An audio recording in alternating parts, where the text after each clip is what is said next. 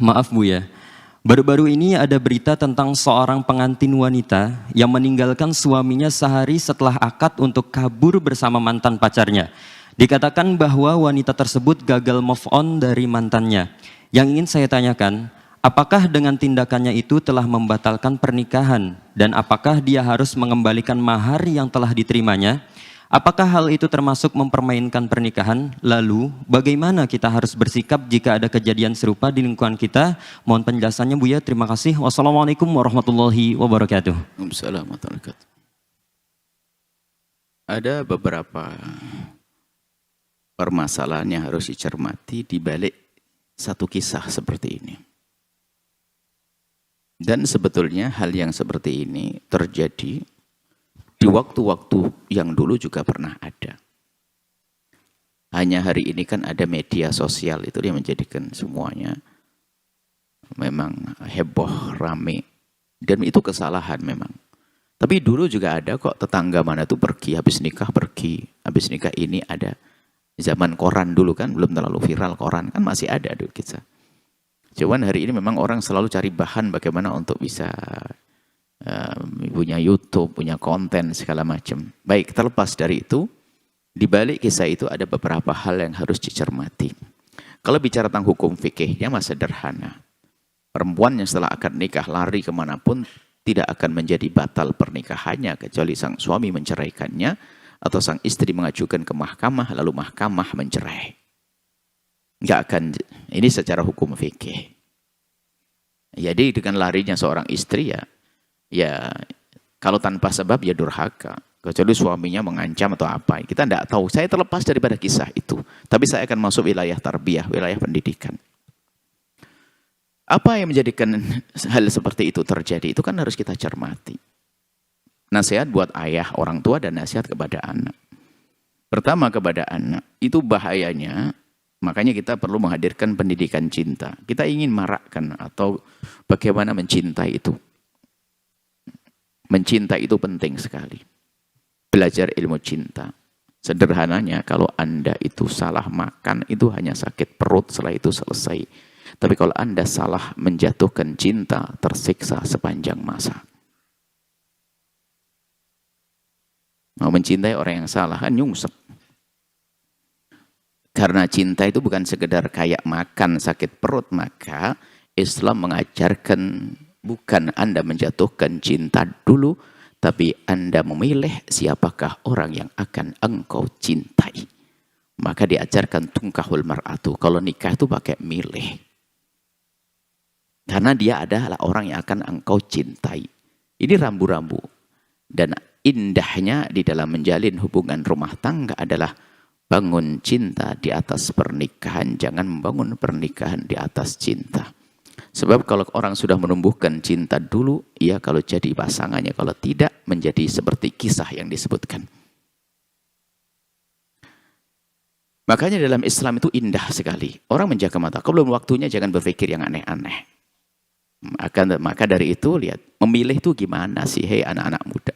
Memilih itu dari hati yang kosong. Kalau sudah ada di hatinya seseorang, kemudian dia bicara memilih, omong kosong. Biarpun dia memilih keliling dunia, balik lagi, tetangga yang sudah terlanjur jatuh cinta dia. Apa artinya memilih saat itu? Anda harus paham makna memilih, hei anak muda. Orang cerdas itu memilih. Dunia itu luas, jangan seperti pujangga-pujangga yang lagi pusing, dunia seluas daun kelor. Luas, banyak pilihan, kenapa harus dia saja? Pilihan gua adalah banyak. Tidak dapat ini sebelahnya, tetangganya, temannya, karena apa? Bebas kita memilih. Karena kita memilih. Coba, dia yang sudah terlanjur jatuh cinta, kena panah asmara, lihat. Kalau tidak dia nggak mau, Masya Allah. Nah ini akhirnya tersiksa. Sementara dia belum tentu jadi jodohnya. Atau bahkan mungkin terjadi bertepuk sebelah tangan. Nasib buruk itu si manusia. Nah ini, ada pun kisah yang terjadi. Bisa jadi ada dua unsur kesalahan. Kesalahan anak gadis itu sendiri, dia telah menjalin cinta sebelum pernikahan dengan orang lain, mungkin seperti itu. Tapi dalam kebimbangan, sebab kalau sudah orang mencintai itu kadang bingung, nggak ngerti, apalagi cintanya sudah gelap. Sampai seorang wanita ditanya, apa sih Neng, kalau kamu senang sama dia, apa yang menjadikan kamu cinta ke dia? Dia mengatakan, nggak tahu Ma. Pokoknya aku cinta. Ini bisa jadi begitu. Sehingga dia lari pun dalam kebimbangan. Sebetulnya dia ingin lari, tapi dia tidak bisa lari. Karena sudah terlanjur diikat dengan janji-janji. Makanya bahayanya main api. Indah ada pendidikan dalam Islam. Maka kita ada diklat cinta. Bagaimana orang mencintai. Orang tidak langsung serta-merta mencintai. Bahkan orang bisa menikah dengan orang yang tidak dicintai akan tapi mungkin untuk dicintai. Dan itulah dasarnya. Lah mungkin dicintai itu dasarnya memilih. Dia kriteria begini, begini, begini. Baru setelah menikah ada ikatan kemuliaan. Baru cinta ditumbuhkan. Baik, itu bisa jadi, mohon maaf, karena anak gadis itu telah menjalin hubungan cinta. Tapi di sisi lain, maka ini adalah anggap saja ini sebuah kesalahan. Ya. Sehingga menjadikan dia seperti itu. Kalaupun seandainya dia menjalani, ini bahayanya. Kalau seandainya menjalani hidup dengan suami yang bukan dikehendaki, khawatir sepanjang hidupnya menyalahkan. Menyalahkan pernikahan. Ada menyalahkan gurunya, menyalahkan orang tuanya. Kenapa aku tidak dengan dia? Seolah-olah dengan dia itu bakal istimewa betul. Padahal bisa jadi lebih kejam loh ya daripada yang dipilihkan oleh orang tuanya. Karena memang dianya kan jauh di sana, tidak pernah hidup bersamanya, ya, nggak pernah ya, hanya sekedar dalam ayalan, angan-angan, karena waktu itu kan lagi kasmaran. Jadi belum tentu, cuman begitulah namanya orang jatuh cinta. Maka kami ingatkan kepada anak-anakku semuanya yang sudah mulai terikat dengan cinta sebelum pernikahan, hendaknya sudah mulai mengerem pelan-pelan, menggunakan akal cerdasnya, layak atau tidak. Kemudian kalau memang secara akal kita tidak layak, harus mujahadah, jihadun nafsi. Aku harus mulai menghindar pelan-pelan. Dan itu tidak bisa orang lain, Anda sendiri. Kalau dipaksakan itu seperti panah, nancep, ditarik, nancep lagi lebih dalam. Apalagi orang tua, enggak boleh kau nikah dengan dia, pokoknya ini. Lah itu menjadi tambah nancep, baik para orang tua. Bisa jadi kisah yang disebutkan seperti itu. Orang tuanya keras kepala dan sebagainya. Maka saya salahkan, saya ingatkan semuanya. Hei para orang tua, jika engkau menemukan pasanganmu itu kok sudah, mohon maaf, telanjur mencintai seseorang, Anda tidak bisa mencabut begitu saja. Ini bukan urusan paku dicabut dari tembok. Tapi urusan hati. Nggak bisa serta-merta. Mungkin diajak dialog dengan akal yang perlahan. Tidak bisa Anda langsung paksakan menikah begitu saja. Hai para orang tua. Nah, akan tapi lihat. Memang sebaiknya seorang anak jangan menjalin cinta terlebih dahulu. Tapi kalau sudah menemukan orang tua anaknya terlanjur menjalin cinta, bagaimana caranya? Ya barangkali kita perlu melihat laki-laki itu baik atau tidak dan seterusnya. Mungkin dia terjebak dalam cinta ya karena nggak mengerti pergaulan. Jadi jangan keras kepala orang tua lah. Harus bisa, harus cerai, harus jauh dari dia, harus nggak bisa seperti itu. Tapi perlahan. Kalau memang diajak diskusi dialog sampai menjadi pilihannya sendiri untuk meninggalkannya.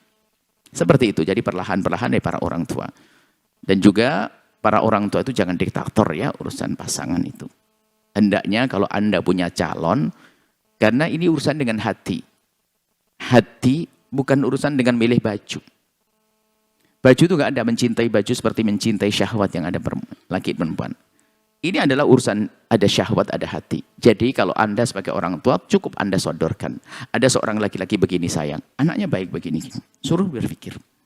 Jangan langsung, nak ini ada orang baik. Kamu harus mau dengan dia ya. Ini pilihan abah, pilihan umi. Dari awalnya sudah tidak menarik. Orang tua keras kepala. Anda bicara dengan anak yang punya hati ya. Bukan Anda bicara dengan robot yang sudah diprogram jawabnya iya, iya, iya dok. Dia punya hati. Maka tolong orang tua. Nah, kita tidak menyalahkan. Bisa jadi itu komunikasi orang tua yang tidak baik. Sehingga seorang anak hanya mengatakan iya, iya. Yang penting tidak tahu terserah nanti. Loh, ini kan bahaya sekali. Sehingga bisa saja dari ketiga lari. Hari pertama lari. Saya tidak tahu kejadiannya seperti apa. Saya ingin nasihati semuanya. Hei anak, jangan buru-buru nggak menjatuhkan cinta dengan orang yang belum menjadi halal bagimu. Karena itu bahaya. Bisa saja dimain-mainkan. Nah, kemudian bagi orang tua yang melihat anaknya sudah seperti itu, mereka bukan robot yang bisa diprogram klik, klik, klik, klik, klik langsung beres. Enggak. Ada hati. Jadi untuk menjauhkan kecintaannya dengan cara yang halus seperti halnya, waktu masuk ke hatinya juga halus, kita keluarkan dengan halus. Cinta itu nggak serta-merta aku datang, aku cinta kamu, nggak ada. Biarpun cantiknya kayak apa, ganteng apa, nggak. Pasti proses. Nggak ada. Cinta yang sejati nggak. Jadi tolong para orang tua, tentu dengan kelembutan akhlak, dengan cara yang baik, untuk bisa memahamkan anaknya. Jadi jangan dengan kekerasan. Nah, adapun ini, seperti itu kita perlu nasihat bagi semua orang tua. Ada orang tua keras kepala. keras kepala. Anak jangan durhaka kepada orang tua. Ini adalah juga harga, ini pendidikan. Tapi sisi lain, orang tua juga nggak boleh merepotkan pernikahan anak. Merepotkan pernikahan anak nggak boleh. Termasuk dosa adl wali adl. Jika seorang anak sudah ketemu dengan orang yang sekufu dengannya, orang tua nggak bisa melarangnya. Bisa memilihkan yang lainnya boleh. Tapi kalau melarang menikah nggak boleh. Wali adl. Jadi tolong hai para orang tua, pandang anakmu adalah dengan penuh kasih sayang. Jika terlanjur mencintai yang salah, ingat, tidak mungkin, tidak gampang Anda menjauhkannya.